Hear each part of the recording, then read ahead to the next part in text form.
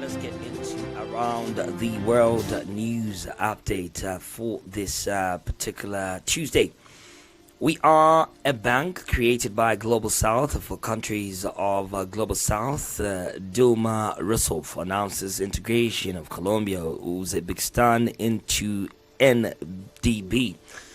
The president of the new development bank, Dilma Rousseff, announced this Saturday in Rio de Janeiro, Brazil, that the Board of Governors has approved the admission of Colombia and Uzbekistan to the financial institution.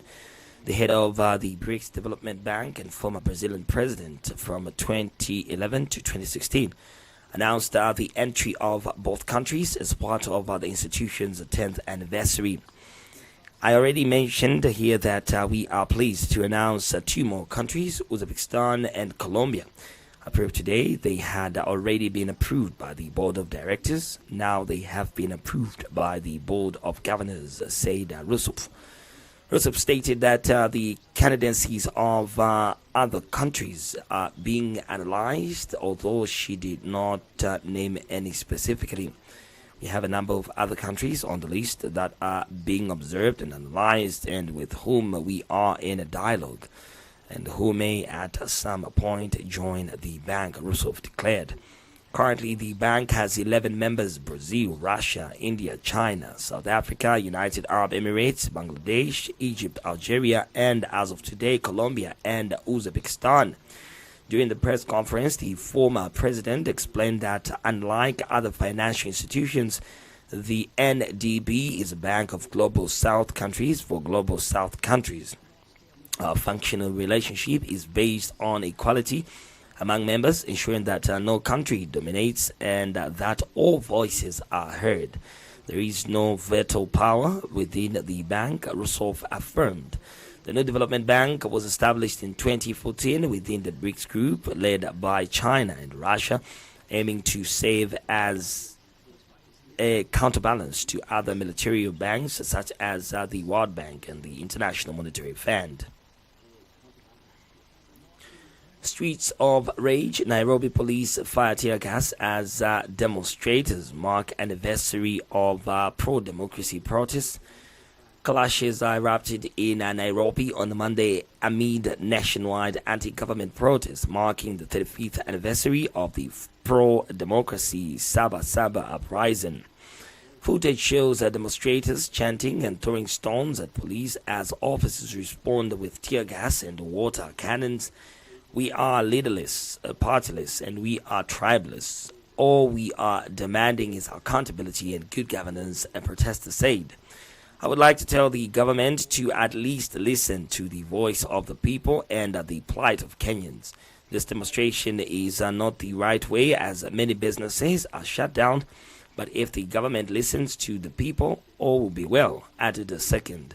The protest coincided with the 35th anniversary of Kenya's Saba Saba movement, which was initially launched to demand democratic reforms, and former President Daniel Arap Moi's one-party rule. Police had stationed across the city ahead of the protest. It comes amid a widespread outrage over the death of Kenyan blogger Albert Ojwang, who was reportedly arrested at his rural home and transported to Central Police Station in Nairobi, where he allegedly died as a result of torture while in police custody. A postmortem conducted 2 days after Ojwang's death revealed head injuries from blunt force trauma, neck compression, and extensive bruising across his body. The case has sparked widespread public outrage, with renewed calls for accountability within Kenya's security services. 6 people, including 3 police officers, have been charged with murder of Ojwang's death. They have all pleaded not guilty.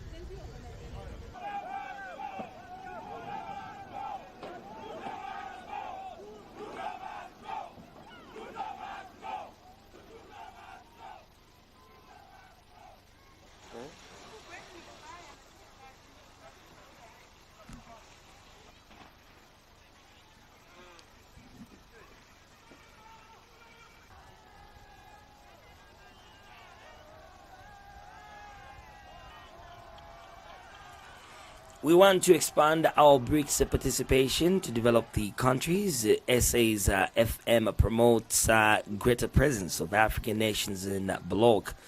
South African Minister of International Relations and Cooperation Ronald Lamola stated that the country is seeking a greater representation of African nations within the BRICS bloc during an interview with journalists on the sidelines of the 17th BRICS Summit in Rio de Janeiro, Brazil. Lamola noted that they are aiming for increased participation of these countries, as was the case at the 15th summit held in 2023 in Johannesburg, South Africa, when Egypt formally joined the bloc. And in Johannesburg, there were a number of African countries, and even here, there are a number of African countries that have been invited, including Nigeria and Angola. So we hope that they will also look forward to assessing the situation, and one day they will join. Hopefully that one day they will be able to join. We can only grow and expand as friends when we share and work together for the development of our mutual sister nations, said the minister. On the other hand, the politician praised the BRICS New Development Bank, NDB, which through its loans has helped improve infrastructure in South Africa.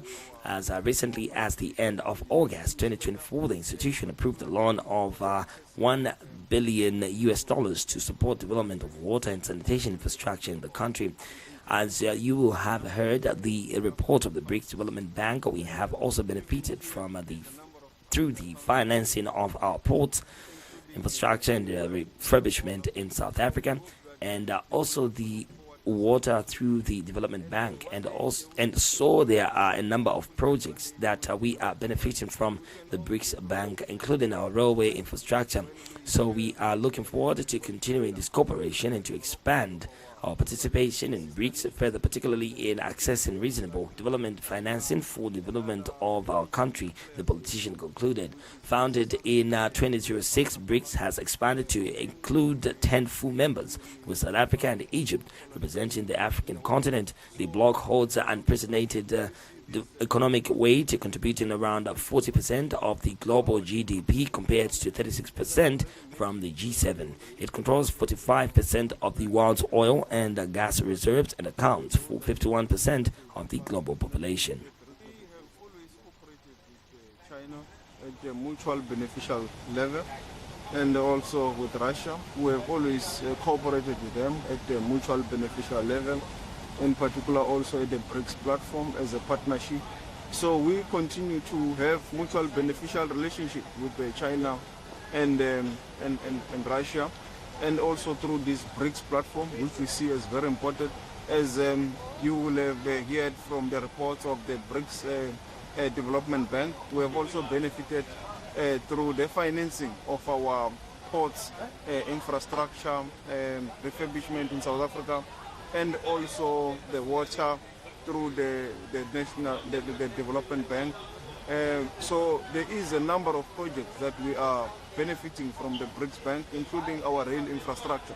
So we are looking forward to continue to this cooperation and to expand our participation in BRICS further, particularly on accessing of reasonable developmental finance for the development of our country. In Johannesburg, there were a number of African countries. Even here, there is a number of African countries that have been invited, including Nigeria and Angola. So we hope that they will also look forward, assess their situation, and one day they will join. Hopefully that one day they will be able to join.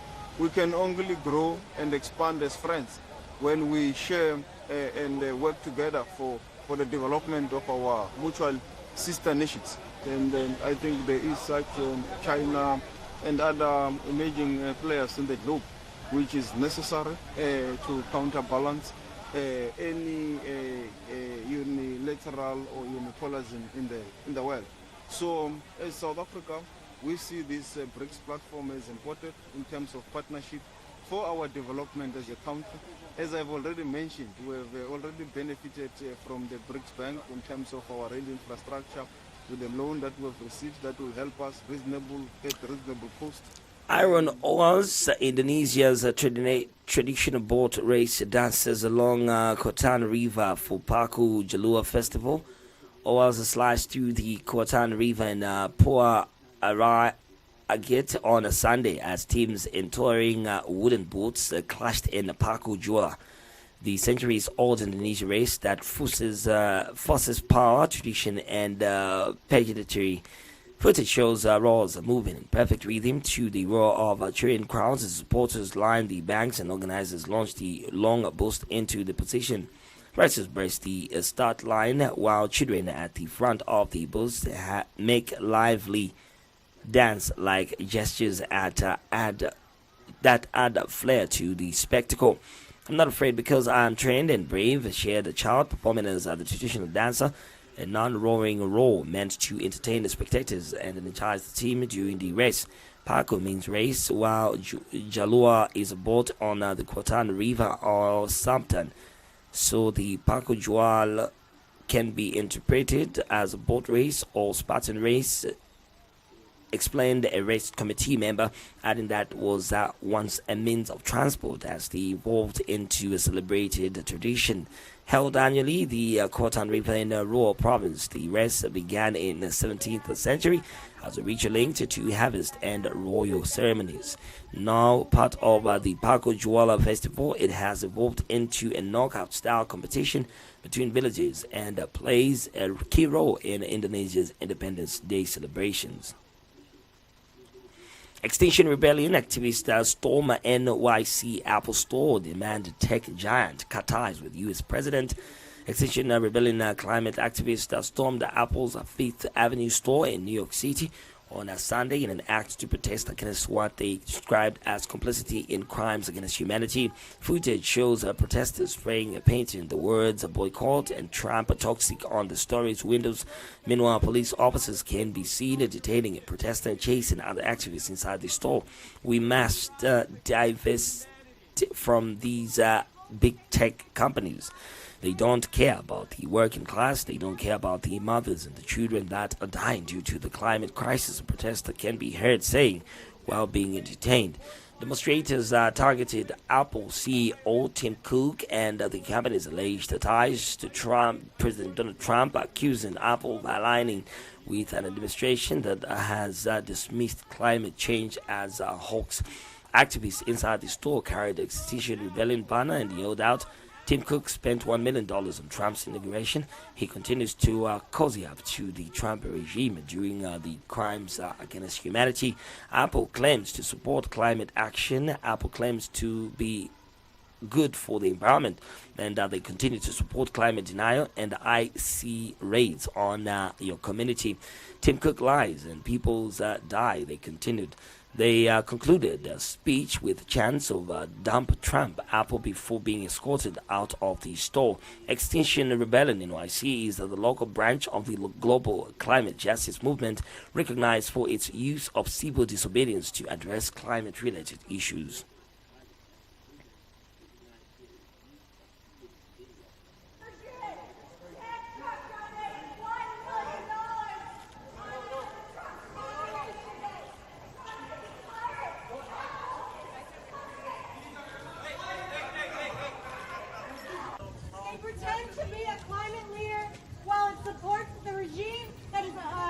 Abolishing the EPA and opening coal plants. Tim Cook spent $1 million on Trump's inauguration. He continues to cozy up to the Trump regime during their crimes against humanity. Look, people in my home state of Texas are dying right now in floods. And Apple supports this regime that calls climate change a hoax. Apple claims to support climate action. Apple claims to be good for the environment, and they continue to support climate denial and ICE raids on your community. Tim Cook lies and people die. We ask, break up with Trump, Apple. Tim and Trump are toxic. Dump Trump, Apple. Dump Trump, Apple. Dump Trump, Apple. Dump Trump, Apple. Dump Trump, Apple. Dump Trump, Apple. Dump Trump, Apple.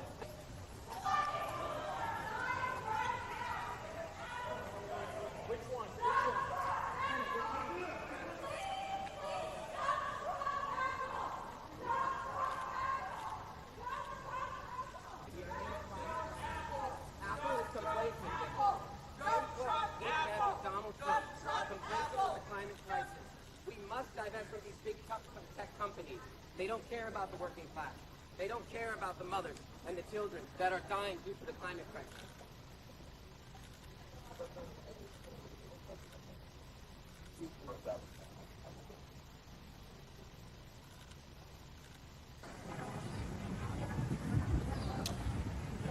South Korea's Sunflower Festival draws hundreds to Human County. Sunflowers in full bloom have brightened Hammond County in southeastern South Korea, attracting photography enthusiasts, tourists, and locals alike. Footage captured on Monday shows the expansive picturesque sunflower fields in Gangju village. Reminiscent of the Cloud Monet painting, the visitors can be seen wandering through endless rows of sunflowers and opposing the rustic red windmills. This is the 13th year of the Sunflower Festival. About 13 years ago, when the rice paddies and fields became barren, we thought instead of letting the land go to waste, why not plant sunflowers? It wasn't always easy. We went through a lot of trial and error, but this year the fields have truly flourished, and I think it turned out wonderfully, said the farmer. The blooms are the result of sunflowers planted by local residents who took the initiative to cultivate them throughout the area. As word spread about the sunflower heaven, more visitors began arriving, prompting the community to establish an annual summer sunflower festival. I came all the way from Jeongyup. Even though the weather is hot, seeing the sunflowers in full bloom really lifts my mood. I think anyone planning to visit should try to come at just the right time, like it is. It's really worth it, added one tourist.